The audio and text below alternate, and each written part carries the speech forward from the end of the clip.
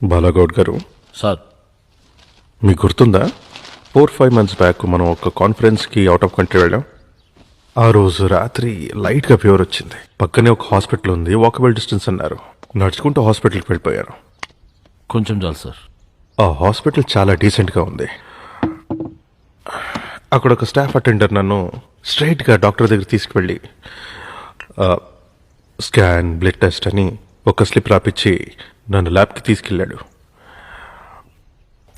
విద్యా గారు, ఆ టెస్ట్లన్నీ ఫినిష్ అయిన తర్వాత పక్కనున్న ఫార్మసీ నుంచి ఆ మెడిసిన్స్ అన్ని తెచ్చిచ్చి ఏ మెడిసిన్ ఏ టైంకి తీసుకోవాలనేది క్లియర్గా ఎక్స్ప్లెయిన్ చేశాడు. నేను అడిగా, ఈ టెస్ట్కి, మెడిసిన్స్కి, డాక్టర్ కన్సల్టేషన్కి ఫీ ఎంత అని. ఇట్స్ అబ్సల్యూట్లీ ఫ్రీ అన్నాడు. నేను సీఎం అని తెలిసేమో అనుకున్నా.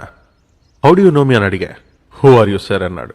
అసలు ఇది గవర్నమెంట్ హాస్పిటలా లేకపోతే కార్పొరేట్ హాస్పిటల్ అని అడిగాను. It's just a hospital sir అన్నాడు. అందరికీ ఇదే ట్రీట్మెంట్ అన్నాడు. సిక్కేసింది సార్ నాకు. 4 రోజులు నిద్ర పట్టలేదు.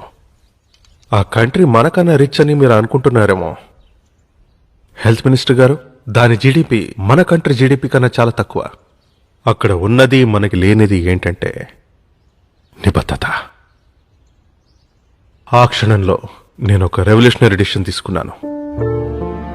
మన స్టేట్లో ఉన్న ప్రజలందరికీ కార్పొరేట్ అని, గవర్నమెంట్ అని తేడా లేకుండా ఒకే రకమైన నాణ్యమైన ఉచిత వైద్యం.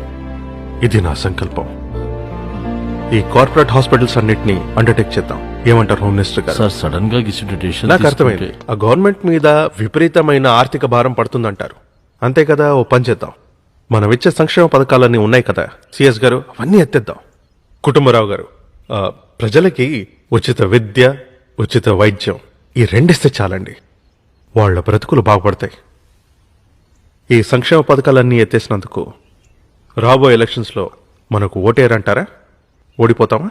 పోతే పోనివ్వండి, జనం బాగుంటారు కదా. అది చాలు. ఉచిత వైద్యం, ఇట్స్ మై డిసిషన్.